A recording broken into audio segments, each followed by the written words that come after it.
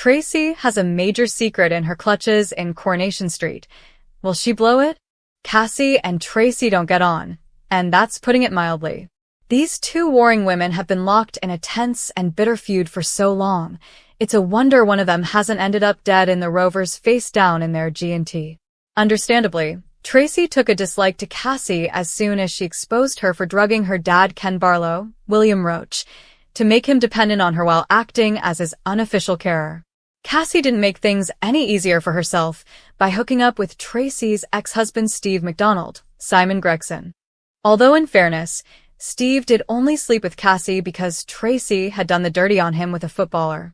But hey, all's fair in love and Corey. Ever since Cassie became official with Steve, her permanent presence in the Barlow family only intensified her heated rivalry with Tracy, who is fiercely protective of her father and family. Their vendetta has delighted fans with some truly brilliant lines, as the pair use their respective dark pasts against each other.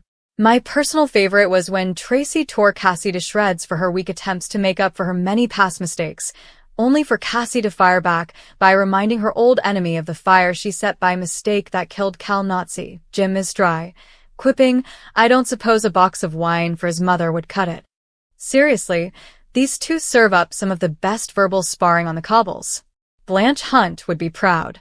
Things between the two foes kicked off again last December, when Tracy was incensed to hear Cassie slagging her off over the cab radio. She took revenge by attempting to sabotage her work at Streetcars. Imagine Tracy's delight when some juicy tea about the woman she hates the most falls right into her lap. Recently, Tracy and Cassie have been at loggerheads over Jim McDonald, Charles Lawson, Steve's estranged father. When Steve found out that Jim was dying, he was devastated and conflicted over whether to make amends before it's too late. While Cassie encourages her man to bury the hatchet with old McDonald, Tracy is quick to disagree, pointing out all the countless times Jim let his son down, most notably convincing Steve's mom Liz McDonald, Beverly Collard, that his latest girlfriend was actually his daughter Katie, who died in childbirth, in a shameless cash grab con.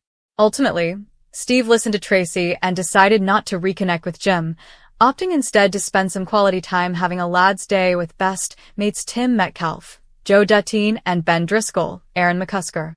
Upcoming episodes will see Cassie take SD's decision to move on with his life as the perfect time to pop the question, with disastrous consequences, when Steve gets some tragic news. Cassie's positively giddy as she conspires with Tim to lead Steve to Victoria Gardens for a romantic proposal. Unfortunately, just as an unsuspecting Steve arrives to see an excited Cassie, his phone rings. It's the hospital. Jim is dead. Steve is distraught. Struck by the creeping realization that proposing to your boyfriend when his dad's just died probably won't result in an I do, Cassie decides to keep quiet and comforts her fella instead. But later, while everyone toasts Jim's memory in the Rovers, Tracy is suspicious to see that Cassie's all dressed up. When she clocks her slipping something into Mary Taylor's, Patty Claire, pocket, those suspicions are positively raging. As Steve and Cassie chat to Ben about Jim's funeral arrangements, Tracy realizes that Steve is still blissfully unaware that Cassie intended to make an honest man out of him. Will Tracy keep Cassie's secret quiet? I mean, obviously she won't. It's Tracy. Better question, is Cassie about to pull Tracy's hair out?